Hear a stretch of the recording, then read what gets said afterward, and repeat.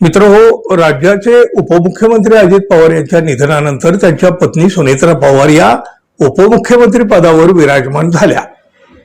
पण त्यांच्या या शपथविधीबाबतच निर्माण झालेला तिढा अजूनही सुटलेला नाही, उलट तो वाढीला लागलेला आहे.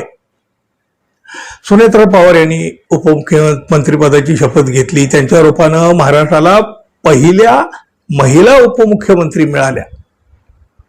राज्यपालांनी त्यांना पद आणि गोपनीयतेची शपथ दिली, पण ही शपथच वादाची ठरलेली आहे.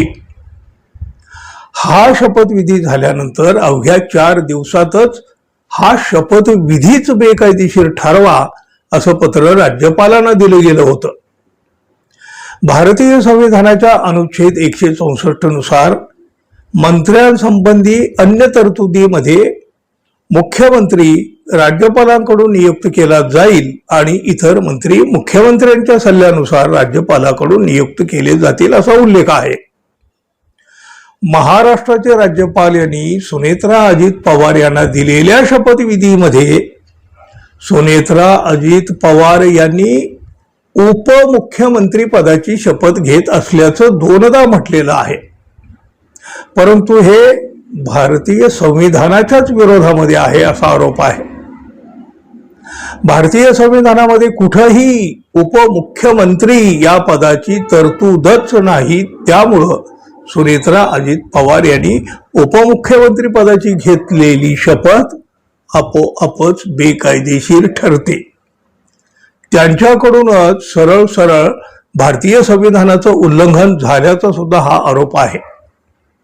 सुनेत्रा पवार यांनी घेतलेली शपथ ही बेकायदेशीर ठरत आहे. त्यामुळे पुन्हा एकदा त्यांनी शपथ घ्यावी लागेल अशी मागणी वर्ध्याचे ॲडव्होकेट हर्षवर्धन गोडघाटे यांनी केलेली होती.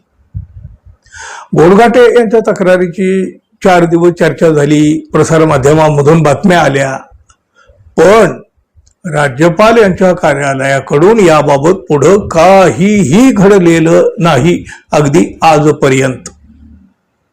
त्यामुळं या वकील महोदयाने पुन्हा एकदा राज्यपालांकडे तक्रार केलेली आहे.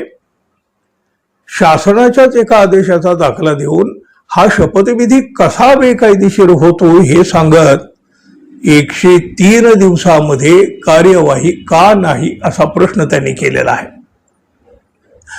त्यांनी पुन्हा एकदा राज्यपाल यांच्याकडे केलेल्या तक्रारीनुसार संविधानाच्या 3 अनुसूचित राज्याच्या मंत्र्याकरिता पदाच्या शपथेचा नमुना दिलेला आहे.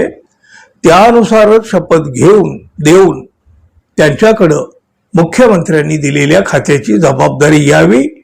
अन्यथा महाराष्ट्रासारख्या राज्यात ज्यांच्यावर भारतीय संविधानाच्या संरक्षणाची जबाबदारी आहे त्यांच्याकडूनच खुलेआम भारतीय संविधानाचं उल्लंघन होत आहे असा संदेश जाईल अशा आशयाचं निवेदन दिलेलं होतं. त्या निवेदनाला आता 103 दिवस पूर्ण झाले आहेत. शासनाच्याच परिपत्रकाच्या नुसार शासकीय कार्यालयात येणाऱ्या निवेदनावर 12 आठवड्यात कार्यवाही करणं बंधनकारक आहे.